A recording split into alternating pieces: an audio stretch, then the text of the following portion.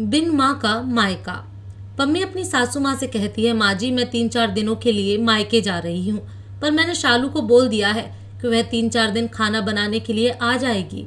सुबह उनका tiffin pack करके चली जाएगी और आपके लिए नाश्ता, दोपहर का खाना बना देगी। और वैसे भी बस 3-4 दिनों की ही बात है, फिर तो मैं आ ही जाऊंगी। पम्मी अपनी सासू माँ से एक ही लय में बोले जा रही थी, तभी उसकी सासू माँ सुमित्रा जी रौब झाड़ते हुए बोली, तुम्हारे बिना भी हम सब कुछ कर सकते हैं बहू, अभी तो मेरे हाथ पैर चलते हैं। तुम तो ऐसे कह रही हो जैसे तुम्हारे बिना दुनिया ही रुक जाएगी।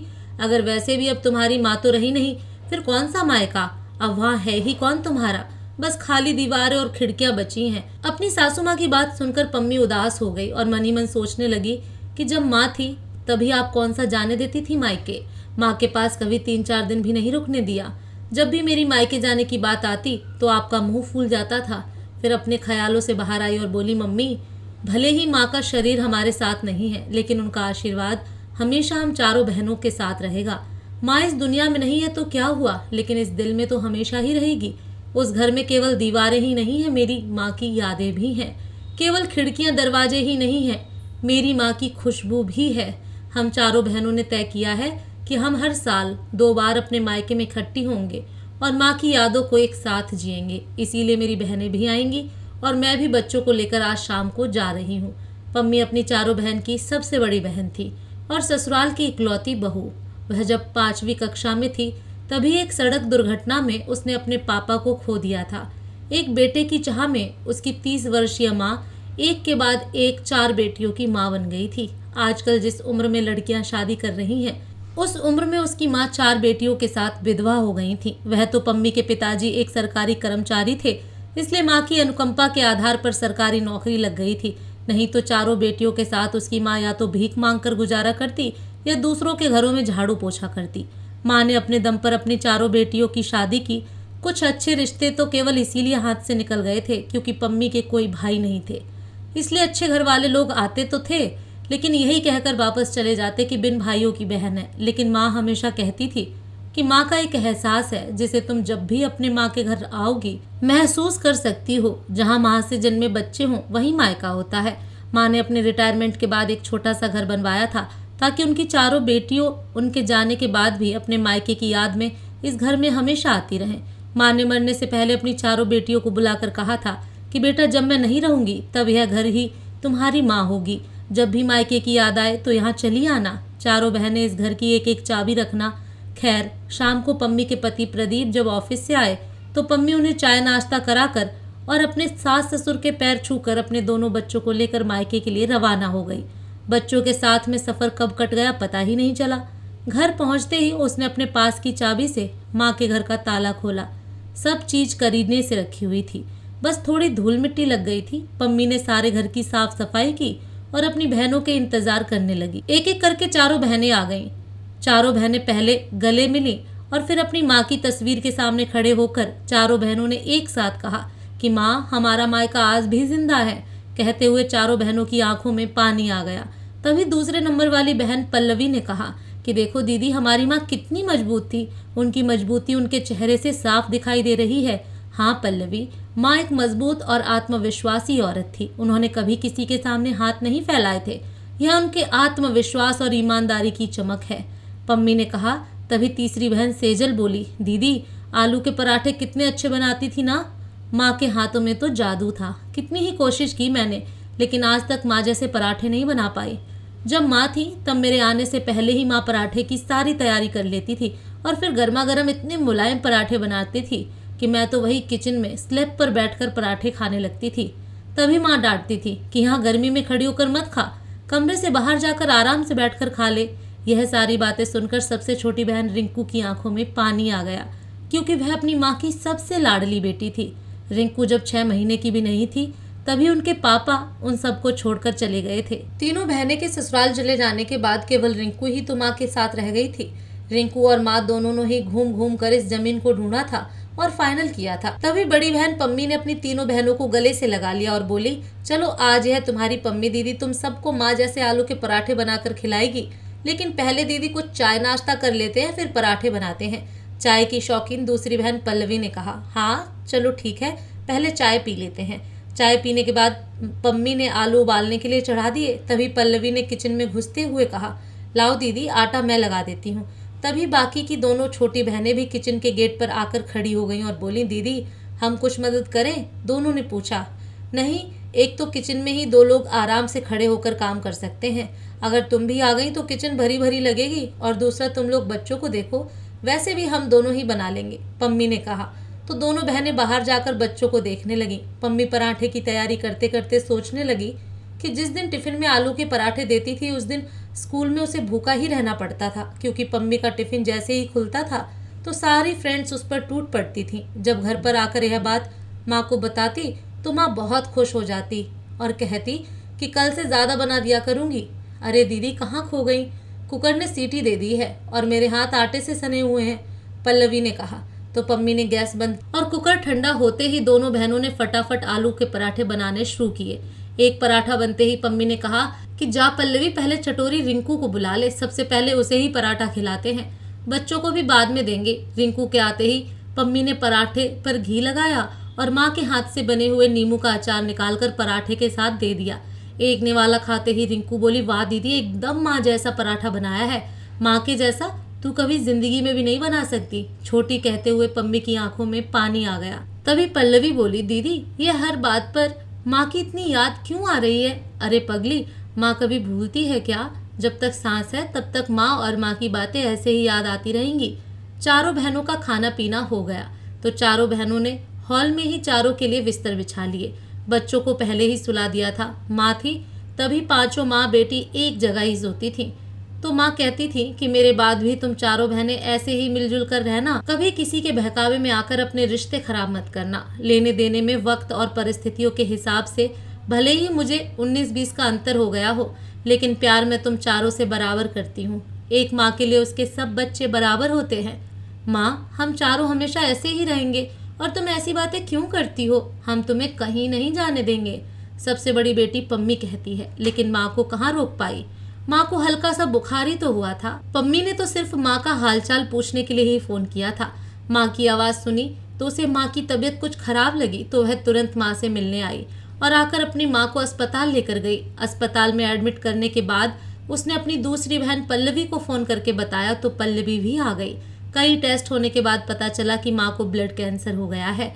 तब तक तीसरी बहन सेजल भी माँ से मिलने आ गई थी। डॉक्टर माँ का इलाज शुरू करते उससे पहले ही माँ दूसरी दुनिया के सफ़र पर निकल गई थी। सबसे छोटी बहन रिंकू दूसरे शहर में होने की वजह से उस समय पर नहीं पहुँच पाई थी और जब तक पहुँची तब तक माँ को गहरी नींद में सोए हुए पाया। रिंकू को आज भी इस बात का मलाल था कि वह अंतिम समय में माँ के साथ नहीं थी। दीदी नींद नहीं आ रही, रिंकू ने कहा तो बाकी तीनों बहनें भी बोली कि हाँ, नींद तो हमें भी नहीं आ रही। ऐसा कहकर चारों बहनें एक के बाद एक उठकर बैठ गई। दीदी, मैंने पापा को कभी नहीं देखा। जब पापा चले गए थे तब माँ ने कैसे हम सबको संभाला? रिंकू ने पूछा। मैं भी छोटी थी लेकिन वक्त ने समझदार बना दिया था।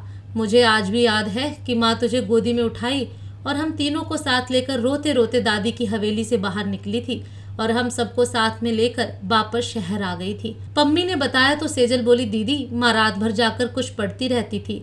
हाँ, माँ को पापा की जगह नौकरी जो चाहिए थी। माँ की शादी जल्द हो गई थी। पापा के जाने के बाद माँ ने 10वीं पास की थी।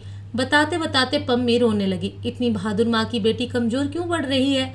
पल्लवी ने अपनी बड़ी बहन पम्मी को गले से लगाते हुए कहा। पम्मी दीदी, आपको इतनी पुरानी बातें याद कैसे हैं? रिंकू ने पूछा। तो पम्मी ने कहा कि माँ से ही कभी सुना था और अब सो जाओ, चलो मुझे तो अब नींद आने लगी है। और हाँ, मैं तो बताना ही भूल गई कि कल चाची आने वाली हैं, बेचारी बड़ी परेशान है। कहकर चारों बहनें निंद्रा रानी की गोद में समा गई थीं, क्योंकि माँ की गोद तो अब उनके नसीब में रही नहीं थी। अरे माँ, सुबह सुबह भगवान को क्यों परेशान कर रही हो? पूजा करते हुए घंटी बजाने की क्या जरूरत है? सेजल ने तकिए में अपना सर घुसाते हुए कहा और फिर एकदम से उठ खड़ी हुई कि माँ तो अब है ही नहीं। अभी सेजल सोच रही थी कि पूजा वाले कमरे से पम्मी बाहर आई। पम्मी ने माँ के जैसे ही सेजल से कहा कि कब तक सोती रहोगी, उठकर फ्रेश हो जा, पल्लवी भी चाय बना रही है, जल्दी से आ नहीं तो ठंडी हो जाएगी। हम लोग तो एक चाय पी भी चुके हैं, चाची भी आने ही वाली होंगी। सेजल दीदी, आपका ससुराल में काम कैसे चलता होगा? आपकी सुबह देर तक सोने की आदत गई नहीं? बाथरूम से अभी अभी नहाकर आई अपने बाल सुखाती हुई रिंकू ने कहा। रिंकू ससुराल अच्छे अच्छों को सुधार देता है, फिर सेजल की तो क्या विशात है, पल्लवी ने हंसते हुए कहा। क्या सोचने लगी? जल्दी कर। चुपचाप सबकी बातें सुन रही सेजल से पम्मी ने पूछा। कुछ नहीं, बस ऐसे ही, सेजल ने अपने बिस्तर को समेटते हुए कहा। तो पम्मी बोली, जानती हूँ तुझे माँ की याद आ गई। चारों बहनों ने फटाफट मिलकर घर के काम निपटाए और बच्चों को भी खिला पिला दिया। लंच की तैयारी भी कर दी थी ताकि चाची के साथ आराम से बैठकर गप्पे लड़ा सकें। पम्मी ने अपनी चारों बहनों के पसंद को ध्यान में रखकर बेसन के गट्टे और भरवा मिर्च बनाई थी। उसकी कोशिश थी कि छोटी बहनों को माँ की कभी महसूस ना होने दे। भगवान खुद हमारी देखभाल नहीं कर सकते, इसीलिए तो माँ को बनाया, और जब माँ भगवान के पास चली गई तब बड़ी बहन ही माँ का दर्जा होती है। यह सब सोचकर उसने अपनी तीनों बहन के पसंद का खाना बनाया। और वैसे भी पम्मी ने अपनी छोटी बहन रिंकू को तो गोद में ही खिलाया था, क्योंकि बचपन में ही बाप का साया उठ जाने और माँ के संघर्षमयी जीवन से पम्मी को कब बड़ा और परिपक्व बना दिया था उसे याद भी नहीं था। माँ अपनी ज़्यादातर परेशानियाँ उससे ही शेयर करती थी। माँ ने मरने से पहले उससे कहा भी था कि पम्मी, तू ही वह डोर है जो मेरी माला के चारों मोतियों को पिरो कर रखेगी।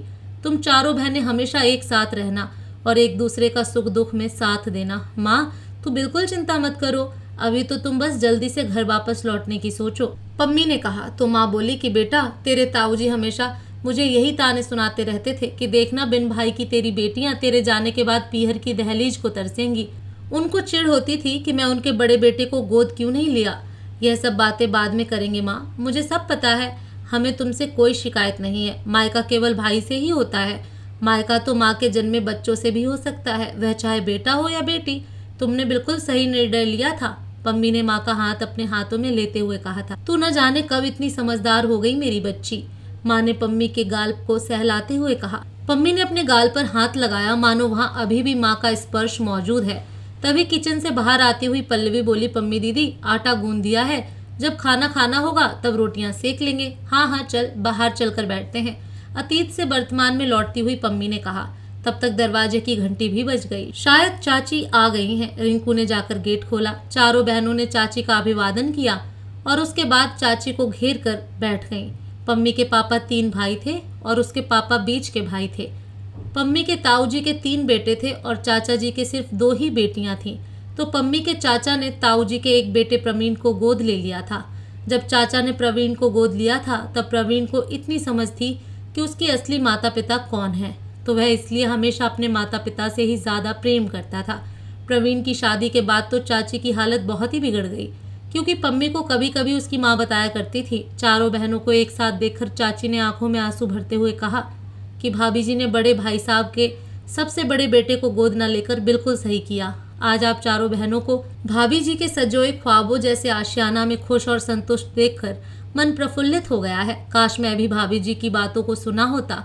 चाची, आपकी बेटियों को भाई तो मिल गया, हम बेचारियों जैसी बिन भाई की तो नहीं है, पल्लवी ने कहा, क्योंकि पल्लवी का स्वभाव ही ऐसा था कि वह खाए बिना रह जाए लेकिन कहे बिना ना रह पाए। तभी पम्मी ने आंखों ही आंखों में पल्लवी को चुप रहने का इशारा किया और अपनी चाची से बोली कि चाची, आप इसकी बातों का बुरा मत मानना, यह तो वैसे ही कहती रहती है। नहीं पम्मी बेटी, पल्लवी सही तो कह रही है। भाभी जी ने जब मुझे समझाया था तभी मैंने यही कहा था कि भाभी जी जितनी बहादुर और हिम्मत मुझ में तो कभी भी नहीं है। मुझे आज भी वह दिन याद है जब भाभी जी ने रमन को गोद लेने से इनकार कर दिया था, चाची ने कहा। तो पम्मी बोली, हाँ चाची, आप बताओ ना उस दिन क्या हुआ था। तभी चाची बताने लगी कि भाई साहब की मृत्यु के बाद उनके शव को अपने गांव ले जाया गया।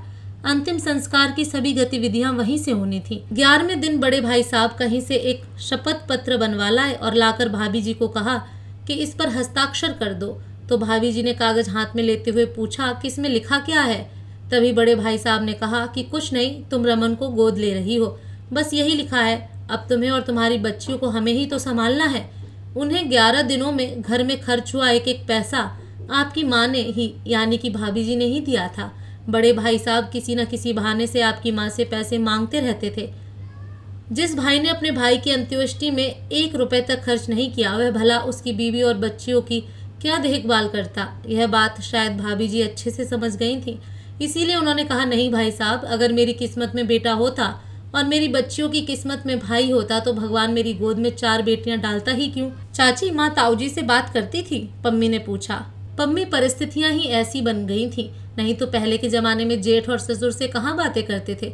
उसके बाद तो मैं भी करने लग गई थी, चाची ने कहा। तो छोटी बहन बोली, फिर क्या हुआ चाची? अरे पहले कुछ चाय नाश्ता तो हो जाए, फिर सुनते हैं, सेजल ने उठते हुए कहा। सेजल बेटी, आपने तो मेरे मुंह की बात छीन ली, चाची ने हंसते हुए कहा।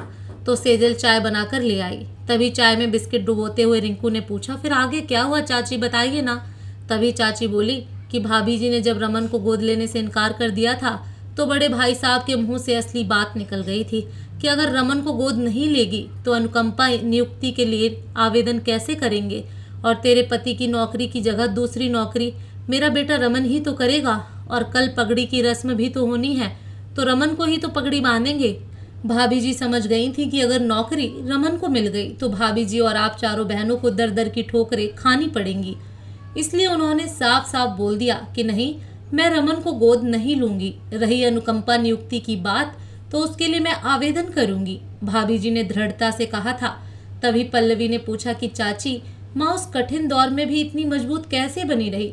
तेरे जैसी कमजोर थोड़ी थी जो हर बात में आंसू बहा दे। अपने कर्तव्यों को निभाना जानती थी तो अपने अधिकारों के लिए लड़ना भी जानती थी, रिंकू ने कहा। तो पम्मी बोली, तुम दोनों चुप करो, आगे क्या हुआ चाची वह बताओ ना। आगे क्या हुआ बेटी, बड़े भाई साहब ने व्यंग्यता से कहा कि पगड़ी की रस्म क्या वह भी तू ही पहन लेगी? तभी भाभी जी ने बिना डरे दृढ़ शब्दों से कहा कि हाँ भाई साहब, अगर आपको कोई आपत्ति नहीं हो। वैसे भी उनकी बची हुई सारी जिम्मेदारियां मुझे ही उठानी है। चाची ने कहा कि पम्मी बेटी, ऐसी बातें सुनकर औरत ही नहीं कोई पुरुष भी डर जाए, क्योंकि पगड़ी की रस्म में समाज के पंच आते हैं, नाते रिश्तेदार आते हैं, बिरादरी वाले आते हैं।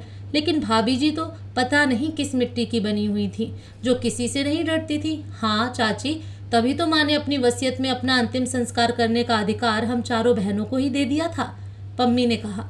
तभी चाची आगे की बात बताते हुए बोली कि फिर पता है कि बड़े भाई साहब ने क्या कहा? उन्होंने कहा कि इसका दिमाग खराब हो गया है, आज तक कभी औरतों के पगड़ी बांधी है जो इसके बंधेगी? भाई साहब ने गुस्से में कहा। तो भाभी जी ने भी कह दिया कि भाई साहब, चाहे कुछ भी हो जाए लेकिन मैं रमन को गोद नहीं लूंगी। तभी भाई साहब ने अंतिम तीर फेंकते हुए कहा, अरे तू तो 10वीं पास भी नहीं है, तेरी नौकरी नहीं लग सकती। तो भाभी जी बोली कि मैं 10वीं पास कर लूंगी। हाँ, सरकार तेरे लिए ही इंतजार करेगी कि कब महारानी की 10वीं पास करें और कब उन्हें नौकरी दें। भाई साहब, इसी साल 10वीं पास कर लूंगी मैं, भाभी जी ने कहा। तो बड़ी भाभी जी यानी कि तुम्हारी ताई जी ने कहा कि आज तक इस घर में किसी औरत ने नौकरी की है जो तू करेगी? माफ करना भाभी जी, लेकिन आज तक इस घर की कोई औरत भरी जवानी में विधवा भी नहीं हुई है। आपकी माँ ने भी कह दिया। आपकी माँ के सख्त लहजे और आत्मविश्वास में बड़े भाई साहब और बड़ी भाभी जी को घुटने टेकने के लिए विवश कर दिया। तभी पम्मी ने पूछा कि फिर पगड़ी की रस्म का क्या हुआ चाची? तो चाची ने बताया कि बेटी, पगड़ी की रस्म का सारा टीकरा बड़े भाई साहब ने तुम्हारी माँ के सर पर फोड़ दिया था। फिर तुम्हारी माँ घूंघट निकालकर सब पंचों के बीच जाकर खड़ी हो गई और हाथ जोड़कर बोली कि रमन की पगड़ी रस्म हो। इससे मुझे कोई ऐतराज नहीं, लेकिन मैं उसे गोद लेकर अपनी बच्चियों का गला नहीं घोट सकती। हाँ, अगर सभी पंच यह लिख कर दें कि मेरा और मेरी बच्चियों का पालन पोषण करेंगे, तभी मैं गोद लेने का विचार कर सकती हूँ। पंचों की कहाँ इतनी हिम्मत थी कि 4-4 बच्चियों के भरण पोषण की जिम्मेदारी लेते। सब लोग एक एक करके निकल गए। तभी पम्मी ने पूछा कि चाची, माँ ने पगड़ी बांधी क्यों नहीं? पगली माँ पहले ही इतनी क्रांति कर चुकी थी, इसलिए उन्होंने पगड़ी ना बांधने का निश्चय किया। वाकई में उस दिन मेरा दिल चाहा था कि अभी जाकर भाभी जी को कह दूं कि वह मेरी झांसी की रानी, तूने कमाल कर दिया, लेकिन समय की नज़ाकत देखकर चुप रह गई थी। आपकी माँ जैसी हिम्मत बहुत ही कम लोगों में मिलती है बेटी। हाँ चाची, बिल्कुल सही कह रही हो आप, हम चारों बहनें तो माँ के चरणों की धूल भी नहीं है। तो चाची बोले, अरे नहीं पम्मी बेटी, आप चारों बहनों ने भी अपनी माँ की जैसी ही हिम्मत की है। आपकी माँ की हिम्मत आप लोग ही तो थे। भाभी जी आप चारों को अकेले घर पर छोड़कर नौकरी पर जाती थी, नहीं तो बेटियों की माँ की फिक्र को एक माँ ही समझ सकती है। आप चारों में भी बहुत हिम्मत है बेटी। भाभी जी के अंतिम संस्कार के समय क्या कम हंगामा हुआ था? तभी आपके ताऊ जी के तीनों बेटे एक तरफ हो गए थे और आपके चाचा जी तो कभी कुछ बोलते ही नहीं थे। लेकिन तभी आप चारों बहनों ने कह दिया था कि हमारी माँ थी तो अंतिम संस्कार भी हम ही करेंगे। हाँ चाची, रमन भैया तो नाराज होकर चले ही गए थे। कैसे कहकर गए थे कि अगर लड़कियां मुख अग्नि दे सकती हैं तो कंधा भी लड़कियां ही दे दें। वही तो, तब रिंकू ने तो बोल भी दिया था ना कि आत्मा न नर है न नारी, जो बेटे जिंदा रहते माँ बाप का जीवन नर्क बना देते हैं, उनके हाथों से मुख अग्नि मिलने पर माँ बाप को स्वर्ग भला कैसे मिलेगा।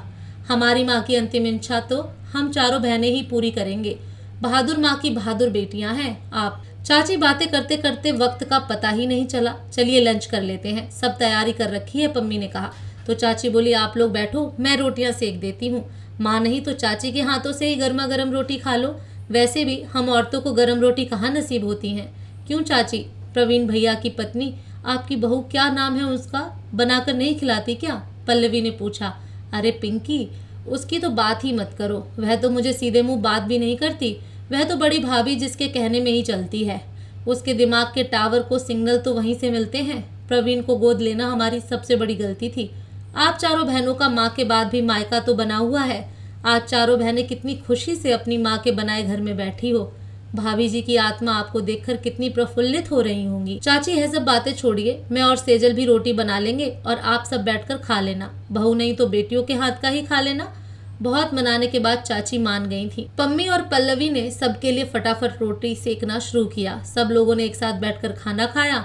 खाना खाने के बाद चाची ने कहा कि पम्मी, बहुत देर हो गई, अब मुझे चलना चाहिए। आप चारों बहनों को आज एक साथ अपने मायके में देखकर बहुत प्रफुल्लित हूँ। आज आपने सही में साबित कर दिया कि माँ के बच्चों से हमेशा मायका बना रहता है, फिर चाहे वह बच्चा बेटा हो या बेटी। आपके इस मायके में मेरी इस दुनिया से जाने के बाद अपनी दोनों चचेरी बहनों को भी जगह दे देना। चाची ने अपनी भरी हुई आंखें पोंछते हुए कहा। कैसी बातें करती हो चाची, हम 4 नहीं 6 बहनें हैं, पम्मी ने कहा। तो चाची ने कहा कि चलो ठीक है बेटी, अपना प्यार ऐसे ही बनाए रखना। अब मैं चलती हूँ। चाची अपना बैग उठाकर चली गई थी। चारों बहनें चाची को जाते हुए देख रही थीं। चारों बहनों ने आंखों ही आंखों में एक दूसरे को देखा, मानो कह रही हूँ कि हम चारों बहनें एक दूसरे के लिए मिसाल हैं। तभी पम्मी ने घर के अंदर आते हुए रिंकू से पूछा कि कल तेरी ट्रेन कितने बजे की है, पैकिंग कंप्लीट कर लेना, रास्ते के लिए पराठे सेक दूंगी। क्योंकि रिंकू के ससुराल का सफर ही दूर था, बाकी सब तो एक ही शहर में रहने वाली थी। रात को चारों बहनें देर तक बातें करती रहीं। तभी रिंकू बोली, दीदी 5 दिन कब निकल गए पता ही नहीं चला, और फिर 6 महीने बाद मिलना होगा। हाँ रिंकू, हम अपनी माँ से किया हुआ वादा कभी नहीं तोड़ेंगे, कहकर चारों बहनें सो गई। अगले दिन चारों बहनें अपनी माँ की तस्वीर के सामने हाथ जोड़कर बोली, माँ, आपने सही कहा था कि मेरे जाने के बाद यह घर ही आपकी माँ है। यहाँ आई तो ऐसा ही लगा जैसे आप हमारे साथ ही हो। कहते हुए चारों की आंखों में पानी भर आया। चारों बहनें गले से मिली और फिर 6 महीने बाद मिलने का वादा करके चारों अपने अपने ससुराल के लिए निकल पड़ी। तो दोस्तों, आपको हमारी कहानी कैसी लगी कमेंट करके ज़रूर बताइएगा। कहानी पसंद आई हो तो वीडियो को लाइक, शेयर, सब्सक्राइब करना ना भूलें। कहानी को पूरा देखने और सुनने के लिए दिल से धन्यवाद।